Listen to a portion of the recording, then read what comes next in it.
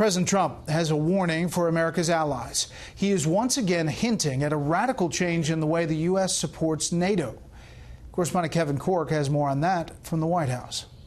Germany is paying 1% of a much smaller GDP. We're paying close to 4% of a much larger GDP. So I think we should pay the same as Germany. To the denizens of the Palmetto State, it was music to the ears.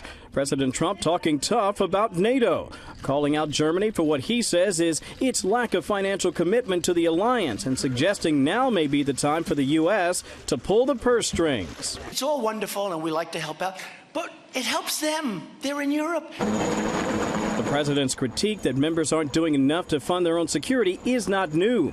He slammed the alliance on Twitter, warning that change is coming, a message sharply delivered to NATO defense ministers in Brussels and received loud and clear at the White House. More and more allies are at 2% of GDP for defense. But I also agree that we have to do more. NATO has 29 member states, but only 8 countries, including the U.S., spend the agreed-to 2% of GDP on NATO. In fact, at 3.5% of its GDP, the U.S. accounts for 22% of NATO's total budget. Many of America's largest partners, like Germany, fall well short, prompting the president's threat to match their spending levels.